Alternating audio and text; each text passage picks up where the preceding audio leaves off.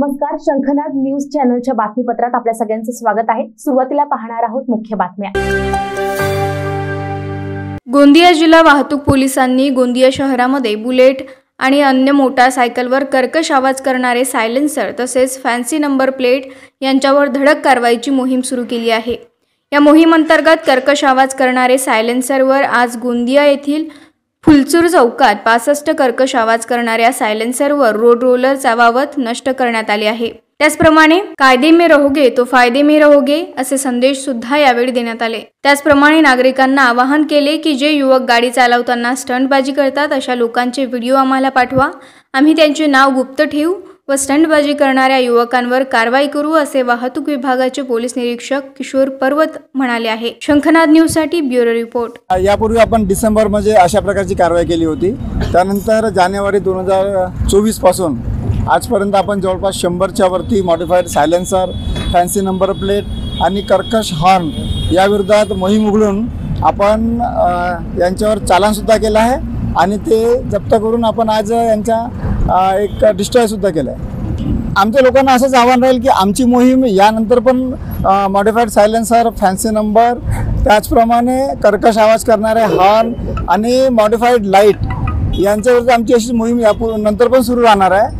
आणि सगळ्यात महत्त्वाचं सगळ्यांना मी नागरिकांना आवाहन करू इच्छितो की यानंतर आम्ही जे स्टंट बाईक करणारे युवा वर्ग आहेत त्यांच्यावर आम्ही कारवाई सुरू केलेली आहे आणि आपल्याकडे असे काही व्हिडिओज असतील स्टंट बाईकनी स्टंट करणारे युवा वर्गांचा काही तुमच्याकडे छोटा व्हिडिओ असेल तर आम्हाला पाठवा, आपलं नाव गुप्त ठेवण्यात येईल आणि आम्ही अशा स्टंट करणाऱ्या बाईकधारकांवर युवा वर्गावर आम्ही गुन्हे दाखल करणार आहोत। आमचं जे दुकानाचे स्पेअर पार्ट विकतात त्यांच्याकडे आमचं रेग्युलर चेकिंग सुरू असते। त्यांना पण आपण नोटीस दिलेलं आहे आणि त्यांना पण सांगितलं की कोणत्याही प्रकारे तुम्ही जे अवैध सायलेन्सर आहे ते विकू नका आणि त्यांच्याकडे चेकिंग रेग्युलर सुरू असते। फायदे में रहोगे तर फायदे में रहोगे। आमच्या युवा वर्गांना असंच आव्हान आहे की स्टंट व बाजी करून आपल्या जीवाला तसंच इतरांच्या जीवाला धोका उत्पन्न करू नका। मानवी जीवन हे अमूल्य आहे, त्यामुळे तुमचे जीवन आणि इतरांच्या जीवनाला पण तुम्ही धोका उत्पन्न करू नका आणि स्टंटबाजी करू नका। आणि असे काही स्टंटबाजी करणारे युवक तुम्हाला आढळले तर नागरिकांना आव्हान आहे की त्यांचे शॉर्ट व्हिडिओ करून आम्हाला पाठवा, आपलं नाव गुप्त ठेवण्यात येईल आणि आम्ही अशा युवकांवर गुन्हे सुद्धा दाखल करणार आहोत। चोपडा तालुक्यासह जिल्ह्यातील शेतकऱ्यांचे केळी, कापूस पीक विमा नुकसानग्रस्त शेतकऱ्यांना मदत न मिळाल्याने येणाऱ्या लोकसभा निवडणुकीत मतदानावर बहिष्कार टाकण्याचा निर्णय शेतकरी संघटना व शेतकऱ्यांनी घेतला आहे। चोपडा तालुक्यातील वर्डी गावात शेतकरी आक्रोशचे बॅनर लावण्यात आले आहेत। त्या बॅनरमध्ये केळी, कापूस व इतर पिकांचे विम्याचे पैसे शेतकऱ्यांना मिळत नाही तोपर्यंत सर्व पक्ष, आमदार, खासदार, मंत्री यांना गावबंदी करण्यात आली आहे। आम्हाला पीक विमा नाही तर तुम्हाला मतदान नाही, मतदानावर बहिष्कार टाकला असल्याचा मजकूर लिहिण्यात आलेला आहे असे शेतकरी संघटनेचे संदीप पाटील यांनी सांगितले की जिल्हाभरातील शेतकऱ्यांच्या पीक विम्यासाठी वारंवार लेखी तोंडी निवेदने देऊन तसे आंदोलन करून देखील पीक विमा शेतकऱ्यांना मिळाला नसल्याने आम्ही हा निर्णय घेतल्याचे सांगितले। शंखनाद न्यूजसाठी ब्युरो रिपोर्ट। शासन फक्त घोषणा करतं आणि शेतकऱ्यांना काही देत नाही। घोषणा करायची आणि बोलून द्यायचं आणि फक्त पाठपुरावा करायचा नाही। जे शासनाचे कर्मचारी आहेत ते येतात पंचनामे करता, ते शेताचे पंचनामा करता की शेतकऱ्याचे पंचनामा करतात तेच त्यांना समजत नाही। आजपर्यंत 1 रुपयाचा तुम्ही जो पंचनामा करून 1 रुपयाचा पीक विमा दिला म्हणजे तुम्ही असं नाही की किंवा विमा दिला, जे विमा तुम्ही राज्य सरकारने पैसे टाकले, केंद्र सरकारने पैसे टाकले असे सांगता आणि टाईमवर आपण कंपनीला फोन केला तर कंपनी सांगते की राज्य सरकारने पैसा दिलेला नाही, केंद्र सरकारने पैसा दिला नाही। मग हा सरकार जो सांगतोय, आता मुक्ताईनगरला मुख्यमंत्री आले होते तेव्हा ते घोषणा करून गेले, काही मिळाले नाही। आता हे खासदारकी लागलेली तुम्ही कशावरून लावलं हे मतदान? शेतकऱ्यांना कोणत्या गोष्टीवर तुम्ही थारा घेत नाही, का घेत नाही? आता आम्ही 6 महिन्यापासून शेतकरी संघटना केळी विम्यावर लढत आहे। कलेक्टर साहेबांजवळ, आपल्या खासदारांजवळ आम्ही सर्वांकडे जाऊन आलो, फक्त बोलायचं, सांगायचं आणि काही द्यायचं नाही। दादा पीक विमा मिळाली कोणता? केळी नानी कोणता? कपाशी नानी? आमदार खासदार गावबंदी, मतदान बहिष्कार आम्हाला कुठे द्यायचेच नाही करणार, आम्हाला काहीच मिळणार नाही। पीक विम्याचा आतापर्यंत बाकीचे हप्ते कोणाचे पडले, जवळपास म्हणजे 10 ते 12 जणांचे पडलेले आहे. त्यामुळे वर्डी गटाचे किंवा वर्डी शिवार या ठिकाणी अतिशय शेतकऱ्याचे नुकसान झाले. तरी या ठिकाणी आमदार, खासदार व सर्व यांनी या ठिकाणी लक्ष केंद्रित करून पीक विमे मंजूर झाले पाहिजे, तरच या ठिकाणी मतदान होणार आहे. नाही तर या ठिकाणी मतदानावर बहिष्कार करण्यात येईल. हे सगळ्यांनी आमदारांनी, खासदारांनी व्यवस्थित लक्षात घ्यावे व ते मंजूर करून सगळ्यांची रक्कम ही भरपाई म्हणून मिळण्यात यावी, ही नम्र विनंती आहे शेतकऱ्यांकडून. जोपर्यंत विम्याची रक्कम आमच्या खात्यात येत नाही तोपर्यंत आम्ही मतदान करणार नाही.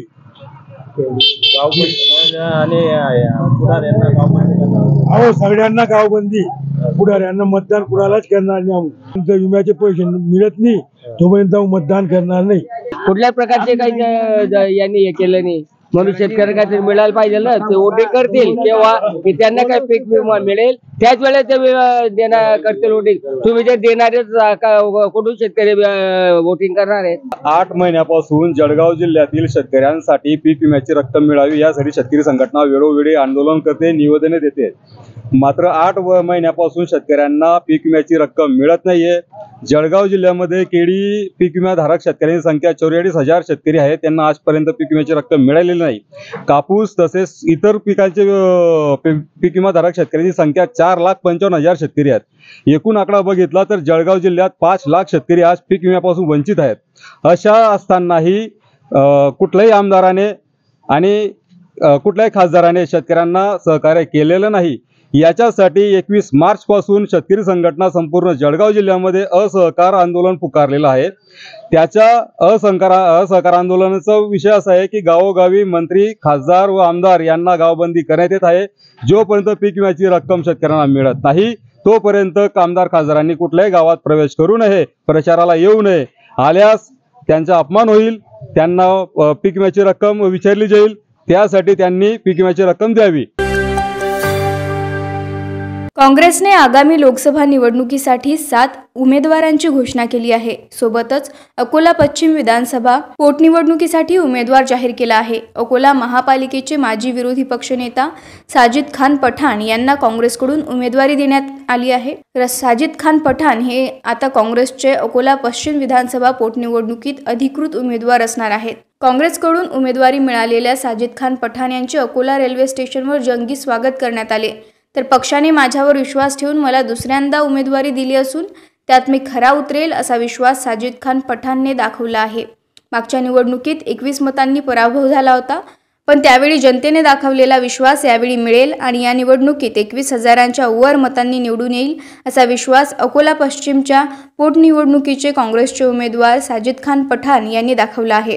शंखनाद न्यूजसाठी ब्युरो रिपोर्ट. मैं सबसे पहले तो मेरे वोटरों का शुक्रिया अदा करता हूं कि उन्होंने इतनी ताकत के साथ में मुझे वोटों की संख्या भर के दी. इसलिए पार्टी ने मेरे साथ में फिर एक बार विचार किया उन्हीं वोटों को देखते हुए. और मैं आपके चैनल के माध्यम से पूरी महाविकास आघाड़ी का, खासकर से कांग्रेस पार्टी के सभी नेताओं का, प्रदेश से लेकर तो केंद्र तक जितने मेरे नेता, मैं सबका शुक्रिया अदा करता हूँ कि उन्होंने मुझे वापस एक बार जनता में खड़े रहने का मौका दिया.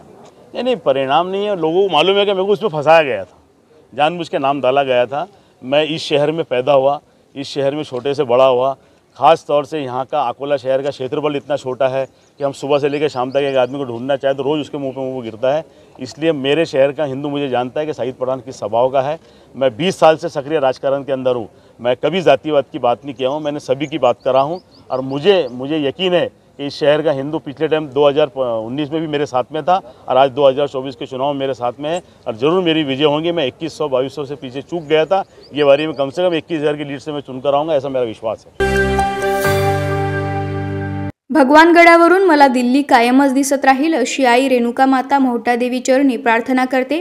तसेच बीड लोकसभेची निवडणूक ही कुठल्या एका जाती धर्माची लोक नसून जाती आणि धर्माच्या भिंतीच्या पलीकडे बीड लोकसभेला माझ्या विरुद्ध दिलेला उमेदवार कुणीही असेल त्या व्यक्तीच्या विचारधारेशी आणि बीड जिल्ह्याच्या विकासाची निवडणूक असेल असे प्रतिपादन भाजपा नेत्या पंकजा मुंडे यांनी पाथर्डी दौऱ्यावर असताना श्री क्षेत्र मोहटादेवी येथे पत्रकार परिषदेत केले.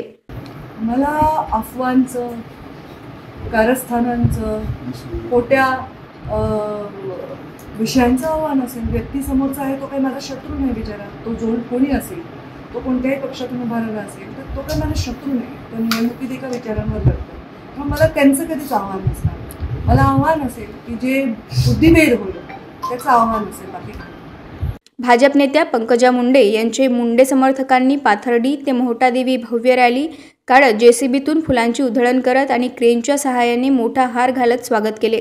तसेच मुंडे समर्थक असलेले प्रदूषण आयुक्त दिलीप खेडकर, डॉक्टर मनोरमा खेडकर यांच्याकडून पंकजा मुंडे यांना बीड लोकसभेची उमेदवारी मिळाल्याबद्दल नवस्फूर्ती म्हणून मोहटादेवीला 1.5 किलो चांदीचा मुकुट पंकजा मुंडे यांच्या हस्ते अर्पण करण्यात आला. शंखनाद न्यूजसाठी ब्युरो रिपोर्ट.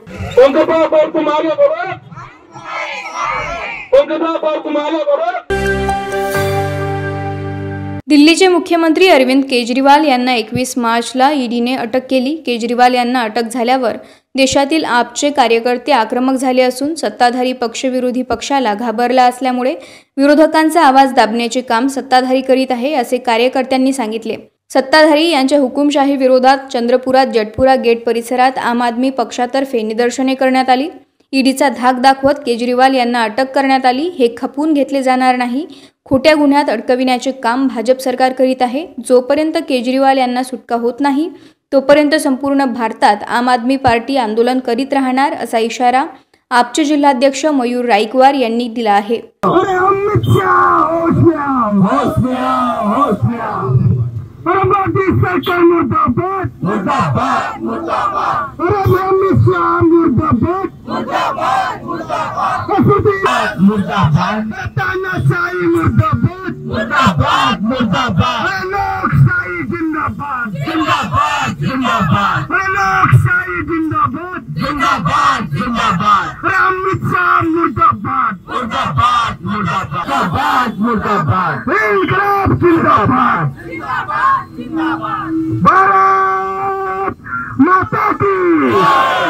एकीकडे संपूर्ण भारतामध्ये भारतीय जनता पक्ष हा हारत आहे आणि ज्या पद्धतीने ईडी आणि दडपशाहीचा वापर करून भारतीय जनता पार्टी एकेकाला इमानदार जे लोक आहेत, जे सरकारच्या विरोधात बोलतात, त्यांचा आवाज दाबण्याकरिता प्रयत्न करत त्यांचा ईडीचा धाक दाखवून त्यांना अंधार करत आहे.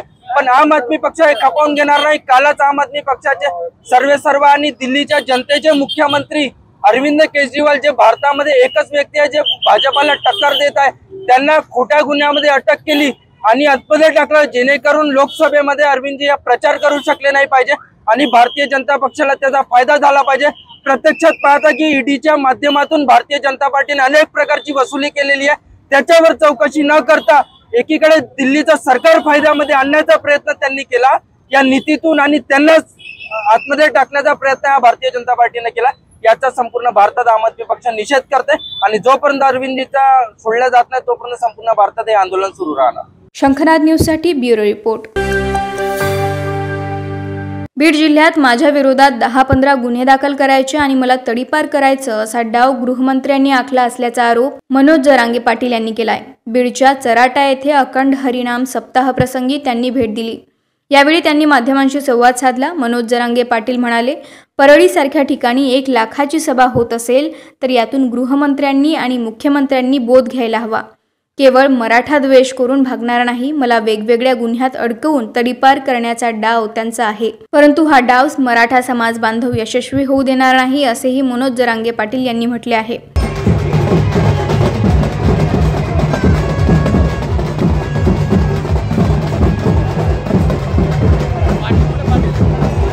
परळी सारख्या ठिकाणी जर 1,90,000 लोक जर येत असले, 90,000 1 लाख, तर जरा शहाणपणाची आणखी तरी भूमिका जर दोघांनी गृहमंत्र्यांनी आणि मुख्यमंत्र्यांनी घेतली तर बरं होईल. नसतं आता 900 एकरमध्ये पुन्हा दिसल काय होतंय. एवढा द्वेष असणं कामाचं नाही.